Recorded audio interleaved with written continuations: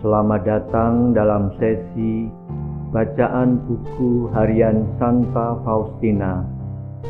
Para opa, oma, bapak, ibu, dan sahabat-sahabat sekalian, mari kita baca dan dengarkan bersama-sama.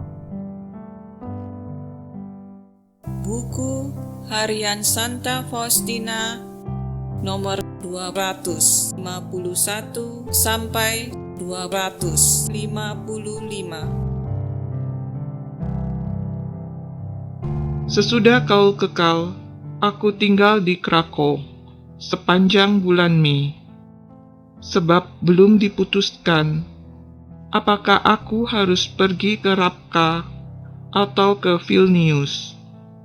Pernah Muder Jenderal bertanya kepadaku, "Mengapa engkau duduk begitu tenang di sini dan belum siap untuk pergi ke suatu tempat lain, suster?" Aku menjawab, "Aku mau melakukan kehendak Allah saja. Kemanapun Muder minta aku pergi, aku akan tahu bahwa Allah sungguh menghendaki aku pergi ke sana, tanpa campur tangan sedikit pun dari pihakku." Muder Jenderal menjawab sebagai berikut, "Baik sekali." Hari berikutnya, ia memanggilku dan berkata, "Suster, engkau ingin mengikuti kehendak murni Allah. Baik sekali. Maka, engkau harus pergi ke Vilnius." Aku berterima kasih kepadanya dan menantikan hari kapan aku diberitahu untuk pergi. Tetapi, jiwaku dipenuhi dengan semacam kegembiraan dan ketakutan serentak. Aku merasa bahwa Allah sedang mempersiapkan rahmat yang besar bagiku di sana, tetapi juga penderitaan yang berat.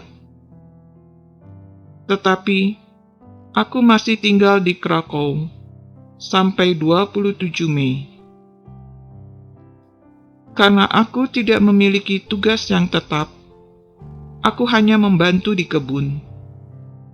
Dan karena kebetulan aku bekerja sendirian selama 1 bulan penuh, aku dapat melaksanakan suatu retret dengan metode Santo Ignatius. Aku memang selalu datang ke rekreasi komunitas, tetapi aku tetap berusaha melaksanakan retret Yesuit. Selama waktu ini, aku memperoleh banyak terang dari Allah. Inilah hari keempat sesudah Kaul kekalku. Aku mencoba melaksanakan suatu jam kudus. Hari ini adalah Kamis pertama dalam bulan. Begitu aku masuk ke dalam kapel, kehadiran Allah menyelimuti aku. Aku sungguh sadar bahwa Tuhan berada di dekatku. Sesudah beberapa saat, aku melihat Tuhan, penuh dengan luka. Dan ia berkata kepadaku, "Pandanglah dia yang sudah menjadi mempelaimu." Aku tahu arti kata-kata ini. Dan aku menjawab kepada Tuhan, "Yesus, aku semakin mencintai Engkau apabila aku melihat Engkau terluka dan tertindih dengan penderitaan seperti ini, daripada kalau aku melihat Engkau dalam keagungan-Mu." Yesus berkata, "Mengapa?" Aku menjawab, "Keagungan membuat aku takut. Aku yang sama sekali tidak ada artinya. Dan luka-lukamu menarikku masuk ke dalam hatimu, dan menuturkan kepadaku cintamu yang begitu besar kepadaku." Sesudah percakapan ini, terjadilah keheningan. Aku menatap luka-lukanya yang kudus, dan merasa bahagia menderita bersamanya. Aku menderita tetapi aku tidak menderita. Sebab aku merasa bahagia mengetahui dalamnya cinta Yesus. Dan saat itu terasa hanya seperti 1 menit. Aku tidak pernah boleh menghakimi seorang pun. Aku harus memperlakukan orang lain dengan lemah lembut. Tetapi diriku sendiri harus kuperlakukan dengan keras. Aku harus menyerahkan segala sesuatu kepada Allah. Dan dalam pandanganku sendiri, aku harus menyadari diriku seperti adanya. Melulu kepapaan dan kehampaan. Dalam menghadapi penderitaan, aku harus sabar dan tenang, karena sadar bahwa segala sesuatu akan berlalu pada waktunya. Saat-saat yang kualami ketika aku mengikrarkan kaul kekalku, lebih baik dibiarkan tak terucap.